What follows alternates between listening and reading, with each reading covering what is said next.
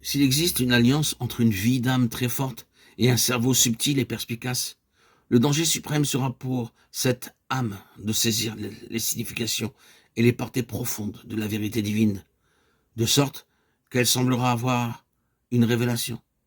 C'est ainsi que par l'âme l'on peut avoir une imitation de la révélation, ce qui n'est en réalité qu'une vue intérieure et naturelle très subtile. En général, lorsque l'âme est forte dans une direction, nous la trouverons forte dans d'autres directions. Et le désir intense de posséder un sens de pouvoir ne sera pas éloigné.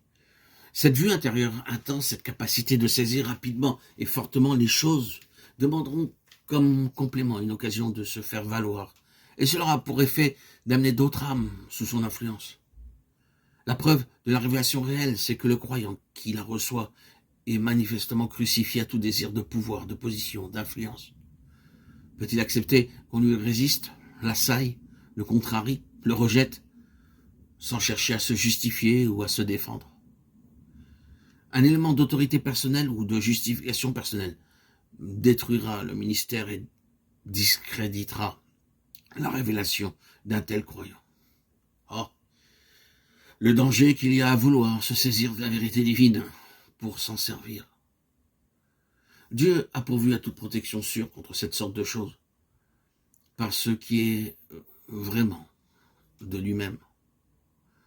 La communion, les relations fraternelles, la solidarité dans l'Église qui est son corps, ne sont pas seulement des privilèges ou des facteurs spéciaux dans une vie chrétienne. Ce sont des lois fondamentales pour sauvegarder les intérêts divins, des dangers de l'indépendance et de l'autorité personnelle. C'est pourquoi l'enfant de Dieu qui est dans une position douteuse est invité à écouter l'Église. Si ton frère a péché contre toi, va et reprends-le entre toi et lui seul. S'il t'écoute, tu auras gagné ton frère. S'il ne t'écoute pas, prends encore avec toi une ou deux personnes afin que toute l'affaire soit décidée sur la parole de 2 ou 3 témoins. S'il refuse de les écouter, dis-le à l'Église. Matthieu 18, 15, 17. Cela signifie l'abandon de tout jugement personnel et ouvre la voie au jugement spirituel d'une Église spirituelle. Ceci, à son tour, pourvu que l'Église marche dans la lumière, place les enfants de Dieu sous la souveraineté de Christ, le chef, la tête suprême de l'Église qui est son corps, Éphésiens 1, 22. Nous sommes les uns aux autres dans la crainte de Christ, Éphésiens 5, 21. C'est quelque chose qui sape toute base sous les pieds de Satan. Selon ce principe, le Saint-Esprit n'a jamais fait d'un individu le seul responsable d'une église. Des anciens et non pas un ancien étaient choisis dans chaque ville et dans chaque église.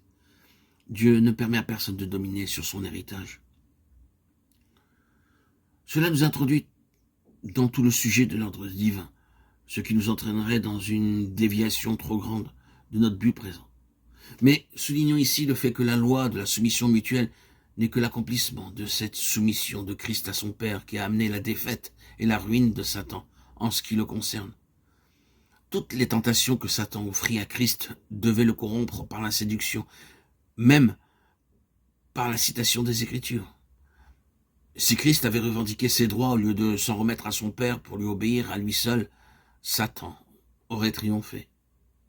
Quelle valeur infinie à notre abandon à Dieu.